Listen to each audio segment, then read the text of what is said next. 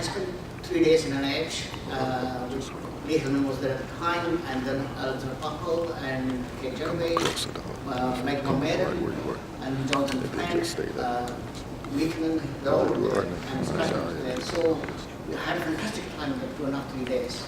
Learned a lot. If we go back to my first GIST patient back in 2002, I knew nothing. I knew nothing about GIST. Never heard of GIST in my life when I was a very junior consultant, very junior physician, and I had 2 patients for the whole year. Now I've got in excess of 400 patients in my practice. That's all GIST patients together. So in 2011, I came to NIH clinic, and we said, okay, we can actually model ourselves on the NIH using the multidisciplinary collaborative approach. So came back, and so PAWS GIST was born. And as great ideas happen in the UK at least, great ideas born in a pub. Okay, if you go back to 1953, Watson and Crick talked about DNA, the double helix, in a pub called Eagle Pub in Cambridge. And we had the same kind of a really bright spark idea in this pub in Oxford in 2011. Jane Blessington, myself, Judith Robinson, who was the chair of the GIST UK, and her husband David. So we met here for a few glasses of wine, I think, possibly a beer. So we came up with the idea that we should have a model similar to America, the National Clinic, Wildlife Clinic. And we chose PAWS as in a kind of a PAWS kind of thing, Paediatric Adolescent Wildlife Syndromic, that included the NF1 and the SDH Deficient patient. And then from there, from 2011 to 2014 was hard work. Not from me, but from the GIST UK, including Jane, raising the funds. And also we set up a website. We've got a PAWS GIST website, and the website has various pages, including who we are, and then what you can find, and you can find out more about the PAWS GIST and what research is taking place, and the extra clinical information. And the beauty of the website and the way the clinic was set up is that I chose Cambridge because I live in Cambridge, and we felt that it has to be a regional centre. And it's easy to get to as well, and it's not London. London is almost impossible to get. It's very, very expensive as well. So we chose Cambridge. And one of the things we learned is that there are dozens of PAWS GIST patients, the wild GIST patients, but we don't know who they are. And right at the beginning, we weren't doing the testing routinely, and then genomic testing became standard of care. Now every single GIST patient who comes into a clinic gets mutational testing done in UK, so that just happens. And any patient who's got a wild type GIST clinic is flagged up.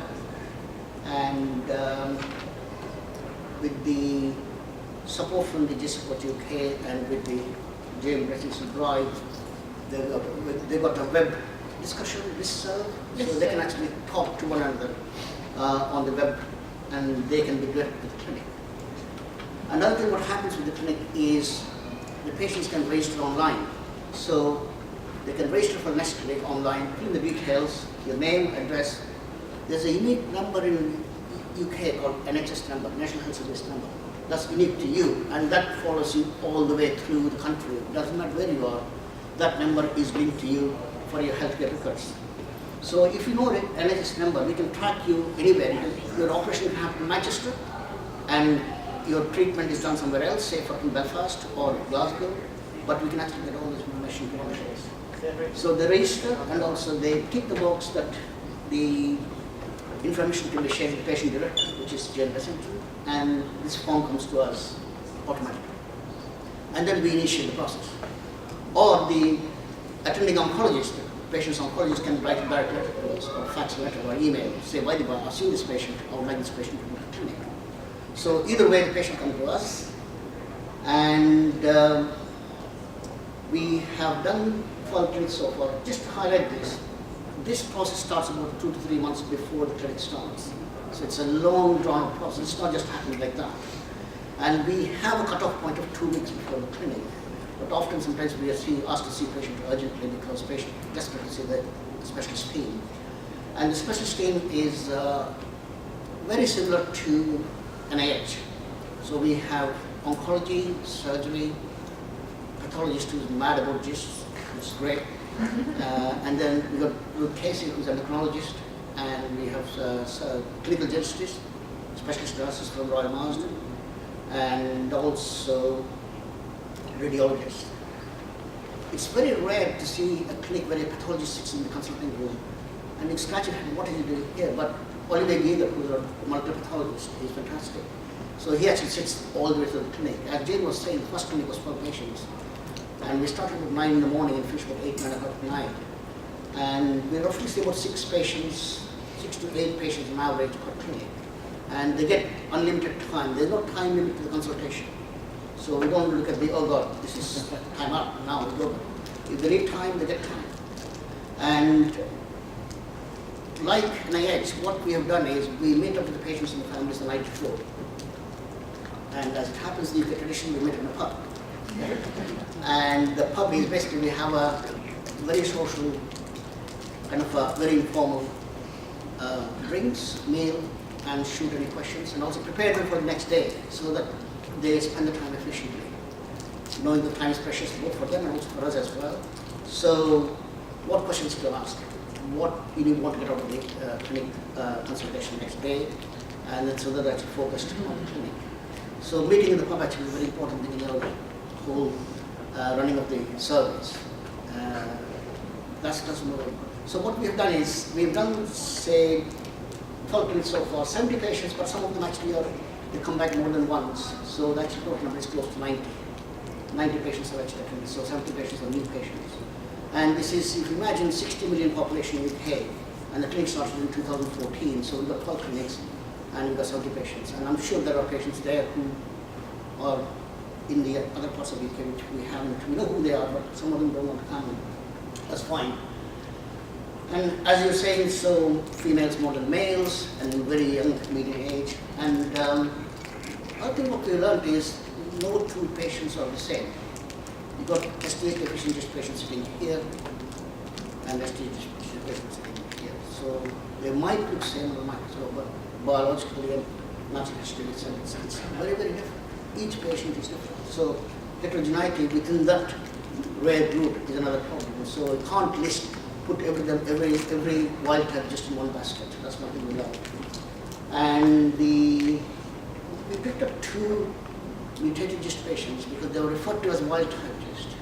And we analyzed the tumor again with biopsy, but we didn't fit because one of the patients actually responded very well to imatinib, which we've never seen in our. What we see is what we call a stable disease, and we're fooling ourselves when we give imatinib to the wild type GIST patients. What you see in the natural history of the disease, not a response to imatinib. We have not seen objective response to imatinib. So if I have a patient now, I would not start with imatinib. In fact, we've been discussing the last night and the night before the SDH deficient GIST. Shouldn't we call them GIST at all? Just call them SDH deficient cancers. Because the moment you put the GIST labeling, with all the regulatory environment we live in and the commissioning and the reimbursing and everything, it's very difficult to get drugs apart from those 3 drugs you have, the imatinib, sunitinib, and regorafenib. And we know that imatinib doesn't work. Sunitinib and regorafenib, we have seen some responses, but not strictly amounting to partial responses as per RACIST or even as per Choi criteria. We've seen some slowing down of the progression, where instead of the curve being like that, the curve is like this. So we have seen some slowing down of progression.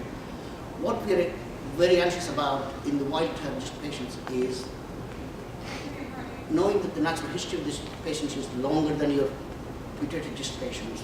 We're very worried about the long-term effects of the multi-target kinase inhibitors in the young women. Very, very important awareness because some of the patients have been on regorafenib for 1.5 years, 2 years, 2.5 years. And we have not seen that in our adult populations in the mutated GIST because the median time to progression in mutated GIST and regorafenib is 4.8 months. So we have to be very, very careful when we put these young patients into the second and third line therapies. So we need to be aware of that as well. So these are actually very, very different to your adult mutated GIST. The one thing I've learned in the last 4 years is we said collaboration, but collaboration. That doesn't need to be repeated 100 times because without that we can't progress. It's very, very critical in the regional, national, or international collaboration. Innovation is another thing, because we need to think differently.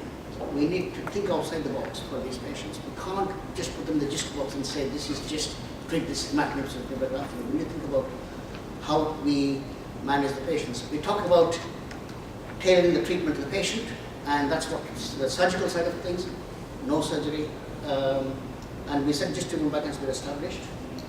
And trying to engage with the farmer, difficulty is rare cancers, rare tumors, and very difficult to engage with the farmer to try and say we need trials. As I said before, and you had these 2 trials, got a cytopin trial, and John Blood, who is the CI, he's got 3 patients so far in the last 10 months, and we're desperate to open this in UK because we already got 6 patients who are lined up.